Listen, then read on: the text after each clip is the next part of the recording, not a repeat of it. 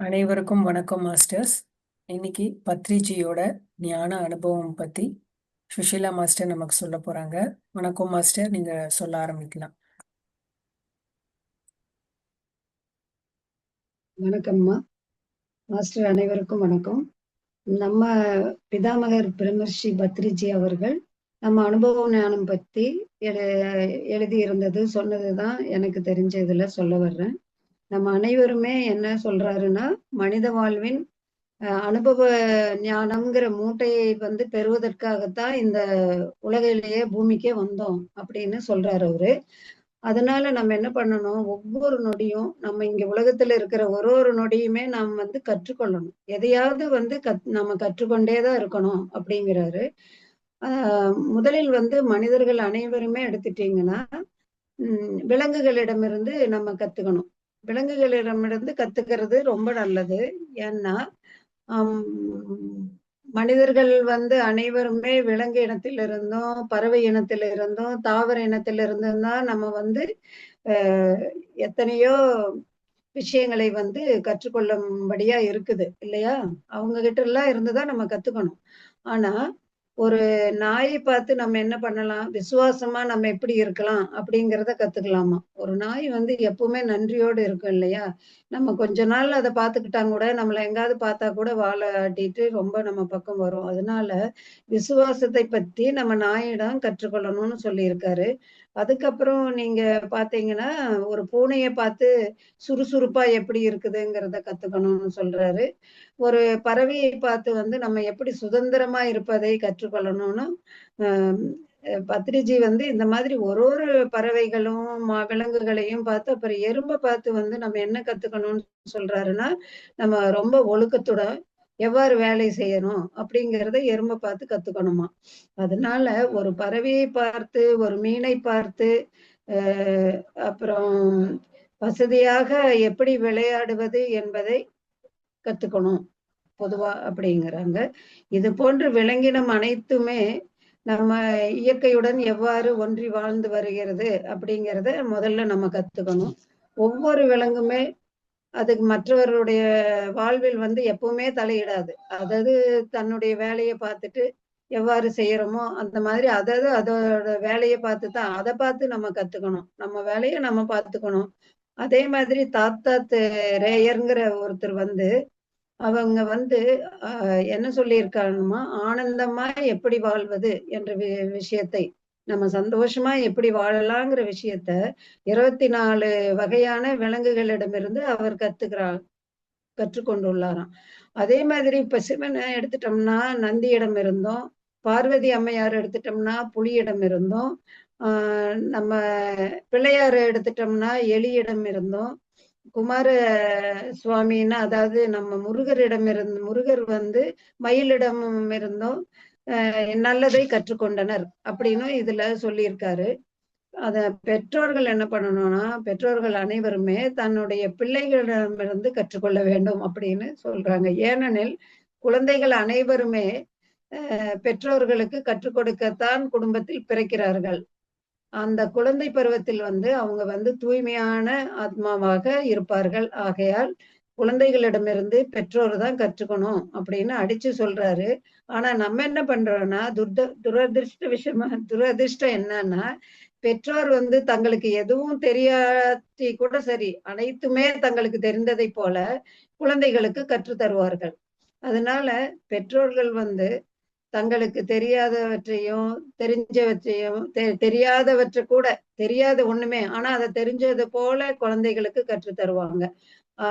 அவ்வாறு அவர்களிடம் எப்படி தூய்மையாக இருக்கணும் அப்படிங்கிறத பெற்றோர்கள் முதல்ல குழந்தைகளிடமிருந்து கற்றுக்கொள்ளணும் அப்படின்னு சொல்றாரு. திருப்பி எப்படி ஒவ்வொரு நொடியும் உற்சாகமாய் செயல்பாட்டுடன் இருப்பது என்பதை குழந்தைகளிடம் தான் கற்றுக்கொள்ளணும். குழந்தைகள் எப்பவுமே பாருங்க ஒரு சுறுசுறுப்பா இருப்பாங்க. அதே மாதிரி ஆண்கள் அனைவருமே பெண்களிடமிருந்து தான் கற்றுக்கொள்ள வேண்டும்.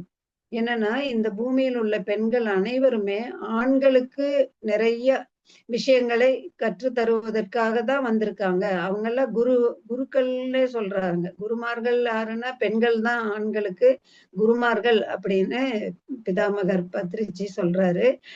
ஆகையால் ஆண்கள் அனைவரும் தங்கள் தாய்மார்களிடம் பொறுமைனா என்னங்கிறத ஆண்கள் அனைவரும் தங்களுடைய தாய்மார்களிடமிருந்து கற்றுக்கொள்ள வேண்டும். எவ்வாறு ஒதுங்கி இருக்க வேண்டுமோ அவ்வாறு அடக்கமாய் இருக்க வேண்டுமோ ஒழுக்கமாகவும் அடக்கமாகவும் இருக்கணுங்கிறதையும் அவங்க தன் தாய்கள வழிதான் அவங்கள கத்துக்கணும்.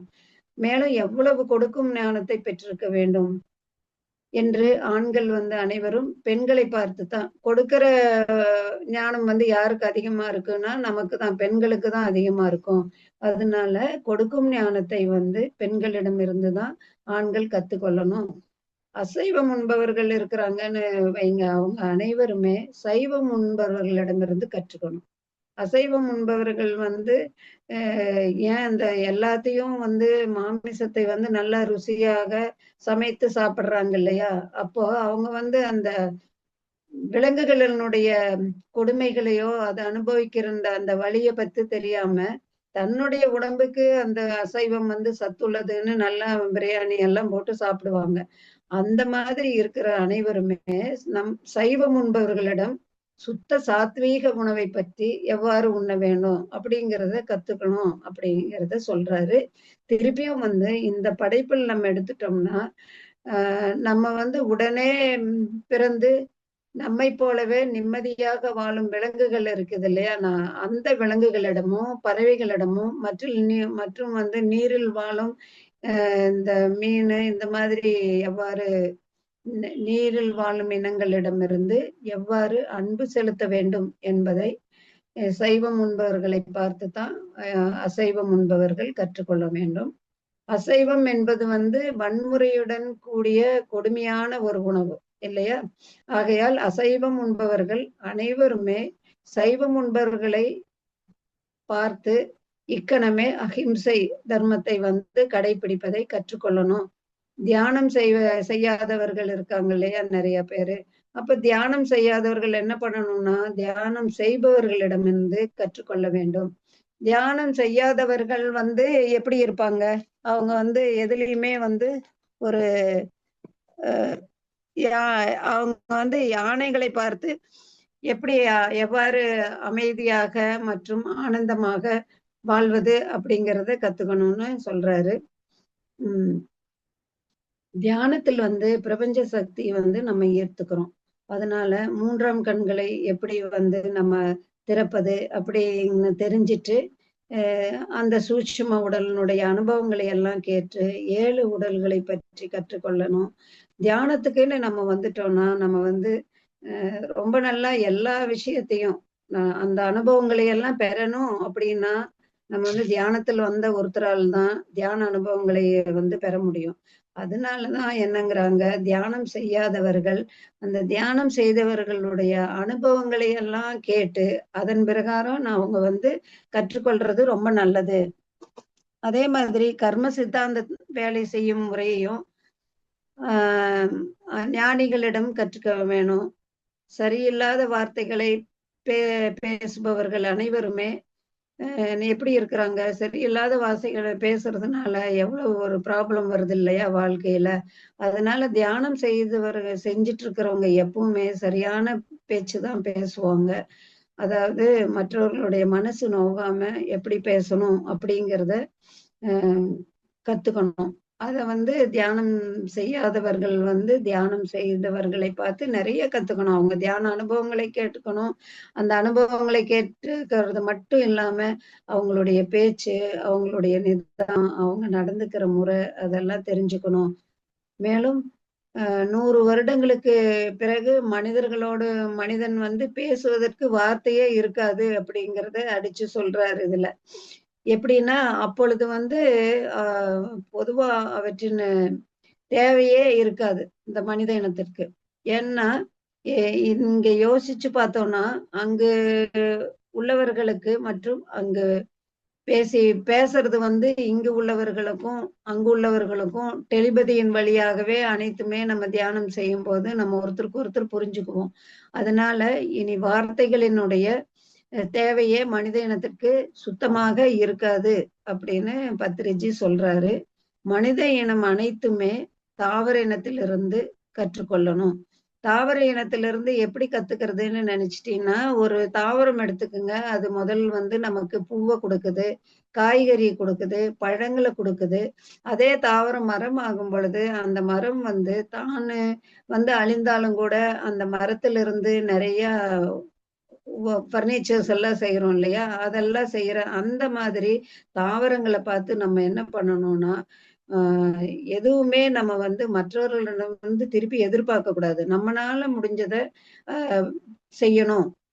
எப்படி செடிகள் வந்து பூக்களை நமக்கு வந்து எதிர்பார்த்தா கொடுக்குது, அதாவது ஆக்சிஜனை தருது. இதெல்லாம் பார்த்தோம்னா நம்ம வந்து காற்றிலிருந்து வந்து பூமியிடமிருந்து நீரிலிருந்து எல்லாம் அவற்றின் வழங்குமனுடைய சிருஷ்டி குணத்தை எல்லாம் அவங்க ஒன்னொன்னும் எப்படி பகிர்றாங்க, பகிர்ற குணத்தை வந்து நம்ம வந்து கத்துக்கணும். தாவர இனத்திலிருந்தும் காற்றிலிருந்தும் பூமியிலிருந்தும் இந்த மாதிரி வந்து தெய்வ குணங்களை வந்து நமக்கு கற்றுக் கொடுப்பதற்கா நாம் இயற்கைக்கு வந்து நம்ம முதல்ல நன்றி சொல்லணும். இயற்கை தான் நமக்கு இந்த மாதிரி எல்லா குணத்தையும் கொடுக்கக்கூடிய தாவரங்களையும் அதுக்கப்புறம் விலங்குகளும் இருக்கு. அதனால நம்ம வந்து முதல்ல இயற்கைக்கு நன்றி சொல்லணும் அப்படிங்கறத வந்து பத்திரிச்சு ஆணித்தரமா இந்த தியான பிரபஞ்சம் புக்ல நான் இந்த ஒரு கட்டுரை அவர் எழுதுனது ரொம்ப எனக்கு மனசுக்கு பிடிச்சிருந்ததுனால இன்னைக்கு உங்களோட எல்லாம் பகிர்ந்துக்கிறேன் மாஸ்டர். இத்துடன் என்னுடைய உரையை முடிக்கிறேன். ஓகே, ரொம்ப தேங்க்யூ நல்லா சிறப்பா. தேங்க்யூ. தேங்க்யூ. அதாவது ரொம்ப நல்லா சிறப்பா சொன்னீங்க. இது வந்து ரொம்ப சின்ன டாபிக் தான். அதாவது நம்ம எதுக்காக இந்த பூமிக்கு வரோம்னா கத்துக்கிறதுக்காக தான் வரோம். ஸோ அப்படி கத்துக்கிறது நம்ம அனுபவத்துல இருந்து நம்ம கத்துக்கிறோம், லெசன் லேர்ன் பண்ண. அதே மாதிரி நம்ம வந்து விலங்குகளிடமிருந்தும் கத்துக்கிறதுக்கு இருக்கு. ஒரு மீன் கிட்ட இருந்து எப்படி அன்பு செலுத்துறது, ஒரு பறவை கிட்ட இருந்து எப்படி நம்ம சுதந்திரமா இருக்கிறது, இந்த மாதிரி ஒரு ஒரு விலங்கு கிட்ட இருந்துமே நம்ம கத்துக்கிறதுக்கு நிறைய இருக்கு. அதே மாதிரி பெற்றோர்கள் வந்து குழந்தைகள் கிட்ட இருந்து நிறைய கத்துக்கலாம். குழந்தைகள் வந்து நம்மளை விட நல்ல சிறப்பா தான் இருப்பாங்க. அவங்க கிட்ட கத்துக்கிறதுக்கு நிறைய இருக்கும். அவங்களுடைய ஆன்மா வந்து தூய ஆன்மாவா தான் இருக்கும் பிறக்கும் போது. அதுக்கப்புறம் நாம தான் அவங்கள வந்து நமக்கே ஒன்றும் தெரியலனா கூட அதை அவங்கள வந்து ரொம்ப திட்டி திட்டி அவங்கள கண்டிஷன் பண்றது, இதெல்லாம் அவங்களுக்குள்ள ஒரு ஈகோங்கிற அந்த பின்பத்தை வளர்த்து விடுறது யாருன்னா நம்மள மாதிரி பெற்றோர்கள் தான். அதனால நம்ம சுத்தி சுத்தி இருக்கிறது பார்த்தீங்கன்னா எல்லாமே கத்துக்கிறதுக்காக தான். மரங்களிடம் வந்து நம்ம எப்படி அந்த கொடுக்கும் குணம், ஷேரிங் வந்து நம்ம வந்து மரத்துக்கிட்ட இருந்து நம்ம கத்துக்கலாம். எதிர்பார்ப்பே இல்லாம கொடுக்குது இல்லையா? ஸோ அந்த மாதிரி நிறைய கத்துக்கிறதுக்காக தான் இந்த பூமிக்கே நம்ம வரோம். அது கத்துக்கிறதுனால நமக்கு என்ன கிடைக்குதுன்னா ஞானம் அப்படிங்கிறது நமக்கு கிடைக்குது. அதுதான் இங்க பத்ரிஜி வந்து ரொம்ப எளிமையா நமக்கு புரியிற மாதிரி இந்த தியான பிரபஞ்ச புத்தகத்துல நமக்கு கொடுத்துருக்காங்க. அதனால அருமையா சிறப்பா எடுத்து சுஷீலா மாஸ்டர் சொல்லியிருக்காங்க. ரொம்ப நன்றி மாஸ்டர்ஸ். இதோட நான் இந்த செஷன் என் பண்ணிக்கிறேன்.